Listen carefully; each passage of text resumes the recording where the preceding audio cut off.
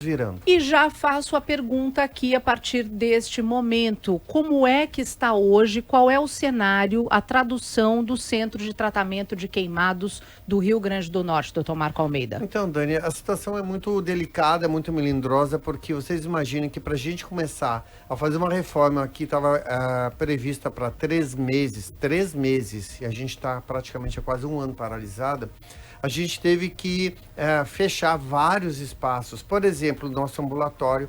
Então, a gente tem sempre um ambulatório com muita gente, né, fazendo curativos, porque infelizmente nossos postos de saúde são pouco abastecidos, digamos assim, para as necessidades de fazer esse tipo de curativo.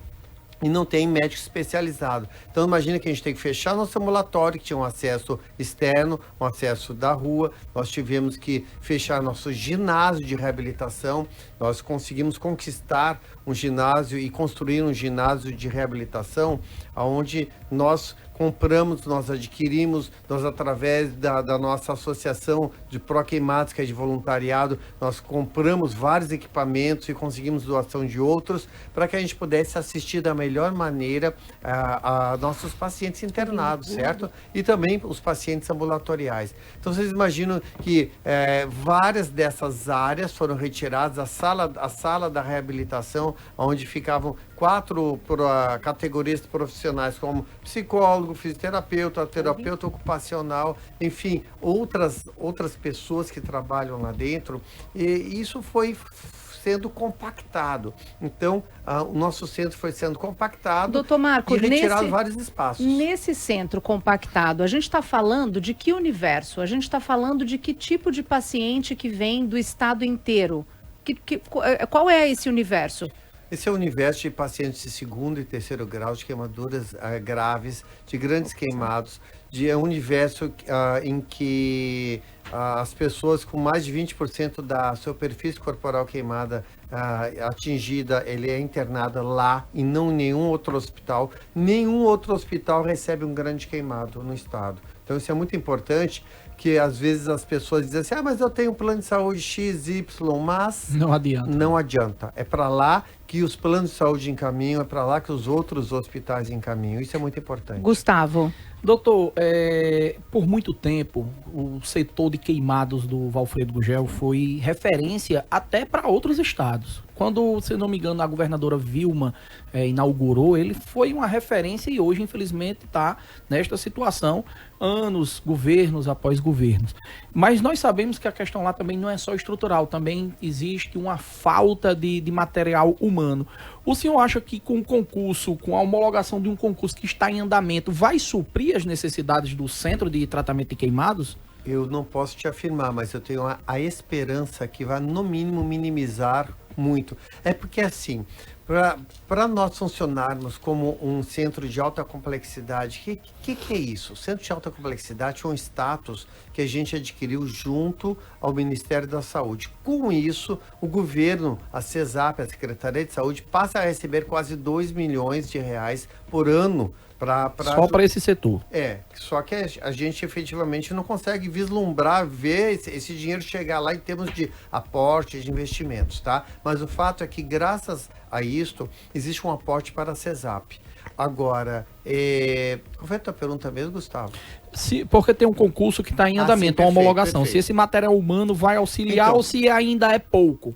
Eu acredito que tem um potencial para resolver se o centro for prioridade, porque nós precisamos de cirurgiões plásticos, nós precisamos de fisioterapeutas, nós precisamos de terapeutas ocupacionais, nós acabamos de perder nossa psicóloga, nós precisamos de dentista, nós precisamos muito de técnicos de enfermagem, nós precisamos de enfermeiros. É quem lida direto ali com o tratamento da queimadura em si, né? O técnico. Isso. Então, assim, a portaria do Ministério da Saúde para alta complexidade, ela exige um mínimo de médicos e de funcionários das outras áreas. Então, por exemplo, nós temos que ter um clínico geral que funcione a cada turno de trabalho. Por exemplo, de manhã, de tarde e de noite.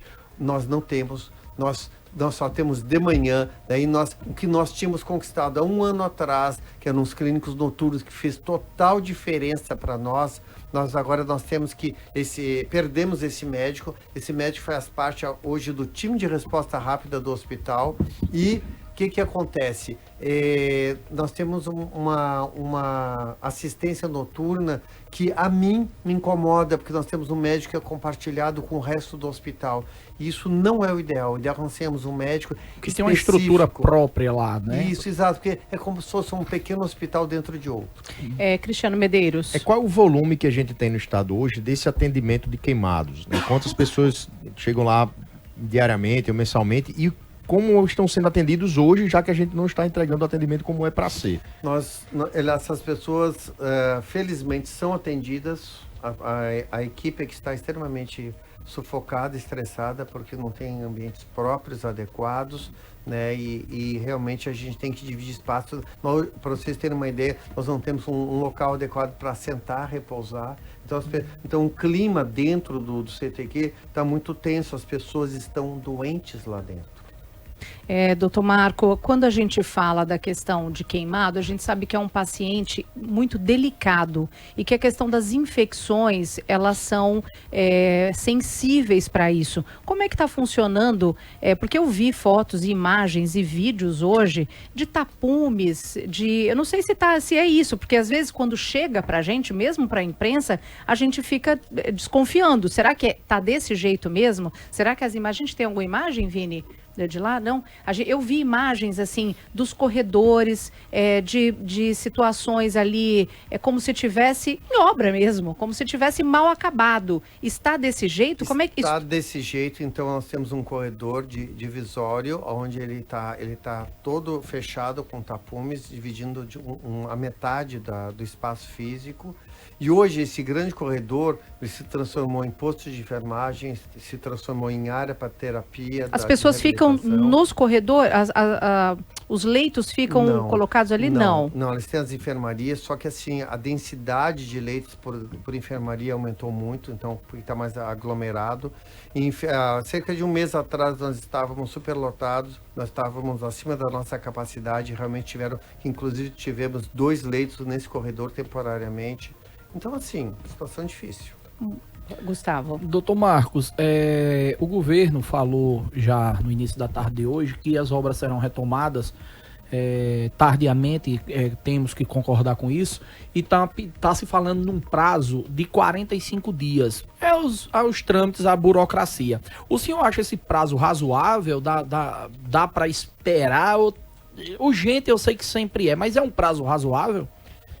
Eu penso que pelo menos a gente tem uma luz no fim do túnel, nós não tínhamos nenhuma. Então vocês imaginam que se fosse através de uma licitação, isso levaria meses. Então eles tirando de licitação, quer dizer, uma coisa fora de licitação, e realmente vai encurtar esse prazo. Eu espero que isso tudo seja cumprido e essa camisa realmente seja vestida. Doutor Marco, a gente fala também aqui de uma questão não só da estrutura, mas da falta de insumo. Isso a gente traz aqui corriqueiramente na questão do Valfredo Gurgel como um todo. Como é que está este ponto especificamente? Porque a gente sabe também que para o paciente com queimadura, tudo é muito mais complicado, né? Questão de coisa simples que a gente fala. Questão de atadura, analgésico, lençóis, porque isso tudo tem que ter muita rouparia, porque a gente sabe que para o setor de queimados isso é uma questão básica, mas nem sempre tem. Como é que está esse ponto? Infelizmente, Dani, o nosso dia a dia é uma administração de miséria, né? Então, parece que em muitos setores a gente só vê isso, administrando a pobreza e a miséria. São 2 tampas para 5 panelas. Então a gente tem que escolher muitas vezes como é que a gente vai fazer, como é que a gente vai dividir esse prato de comida. Então, assim, não é uma coisa simples. Infelizmente, a cada dia nós temos uma restrição de um determinado insumo, amanhã já vai ser outro. Rouparia, até para os próprios funcionários, é um problema sério. Isso atrasa o início das atividades assistenciais. Muitas vezes isso dificulta e limita, inclusive. Então, na verdade, nós passamos no nosso dia a dia por muitas dificuldades. Então, essas são algumas das dificuldades. O senhor falou aí em vários profissionais, parece que tem que ter um time muito multiprofissional para poder atender, multiprofissional e afinado. E eu te pergunto, esses profissionais, eles são todos terceirizados? Porque, assim, pergunto pela fragilidade da contratação também. Então, a questão da contratação é um grande problema limitante para nós, porque, por exemplo, na parte médica dos clínicos noturnos e diurnos, também da matutinos, nós tínhamos tudo através de contratação. O que terceirizado. Terceirizado. Tá. Então, isso é um problema burocrático para eles, para quem são os gestores. Por isso também isso forçou como é que foi o concurso? O concurso, sim. Né, para poder agilizar as coisas. E isso é um fato. Nos faltam muitos profissionais. E isso tem nos limitado muito. Eu queria falar agora de um ponto que para um paciente chegar lá, Gustavo e Cristiano, para um paciente bater lá dentro de um hospital e no centro de tratamento desse, é porque ele passou por uma situação grave de queimadura. E eu pergunto agora numa prestação de serviço até para a população, em que tipo de situação o paciente chega lá? Que tipo de cuidado que a pessoa tem que ter? Porque a gente pensa... É muito importante. É verdade, porque a gente fica pensando, um acidente de moto, porque está todo mundo andando de moto, é muito mais fácil. A gente sabe que o Valfredo é o campeão de receber. Agora, numa queimadura, o que acontece de mais comum para o paciente chegar no hospital? Dani, uma coisa assim, muito importante a nível de informação. O centro de tratamento de queimaduras não é uma porta aberta. O Valfredo não é uma porta aberta. Se queimou, sai correndo para o Valfredo. Não Sim. é assim, pessoal. O paciente ele é regulado. Então, o paciente se queimou, ou ele vai ser levado pelo SAMU para lá, porque ele já sabe que existem critérios para encaminhamento para lá, não é qualquer queimadura, ou ele vai passar num pronto-socorro. Tá? Então ele vai para uma OBS, UPA também? UPA, Sim. Isso, ele vai para uma unidade de pronto atendimento. Daí o que acontece? Lá o médico, dependendo da gravidade, da extensão da queimadura, que ele vai referenciar, ele vai encaminhar, ele vai regular o paciente para lá. Tá. Daí lá ele vai ser atendido. E aí, mas a minha pergunta é que tipo de queimadura? Normalmente são queimaduras de segundo grau, que atingem determinado percentual de área queimada, são queimaduras de terceiro grau. Mas são queimaduras feitas em casa? Que tipo de acidente tá, que é? entendendo. sobre isso que eu quero perguntar. Ok. Queimaduras por fogo, por- por energia. Tem muita queimadura por energia, né? Isso, De ó, choque. então vamos lá. O campeão de causador são os líquidos superaquecidos. Água quente, chá, café. Em casa, óleo, então são queimaduras queimaduras domésticas. Então, se vocês prestarem atenção nas campanhas de prevenção de queimadura que nós fazemos anualmente, vocês vão ver que, diga-se de passagem, as campanhas não são patrocinadas por nenhuma secretaria, por nenhum órgão do governo. Nós fazemos por conta própria, atrás de doações, atrás de pedidos, etc. Então, assim, o Pro Queimados que cai em campo para que a gente possa viabilizar isso, porque isso aí é muito importante para que a gente possa fazer a prevenção. Porque quando a gente fala em queimaduras, a palavra de ordem se chama prevenção. Exatamente. Bom, e nessas campanhas, o que a gente fala? Lugar de criança é fora da cozinha. Tá? 70% dos acidentes, 70% a 80% dos acidentes acontecem dentro de casa e principalmente dentro da cozinha. Nossa. Então, por isso que a gente tem que evitar, a gente tem que usar uma cancela, a gente tem que colocar uma portinhola, uma barreira física para que a criança não tenha livre acesso à cozinha. Primeira coisa, isso é muito importante, certo? Outra coisa que tem crescido demais é queimaduras por eletricidade. E aqui a gente salienta a seguinte informação. Queimaduras por eletricidade são a causa de cerca de 50% das mortes no norte e nordeste do Brasil. Porque são queimaduras muito graves. Às vezes chora uma queimadura relativamente pequena numa mão, outra no pé, que é o ponto de entrada e saída, por exemplo, só que ele sai lesando uma série de estruturas e órgãos internos, a corrente elétrica. Então, a queimadura elétrica, e isso tudo acontece não só por desinformação, descuido, mas também por pobreza. Por quê? São fios desencapados, estruturas... Gatos. Muita gente mexendo em fiação para roubar Roubando fio, fios. tá entendendo? Meu Eletrodomésticos em más condições. Então, assim, infelizmente, mais uma vítima da pobreza. Quer ver outra vítima da pobreza também?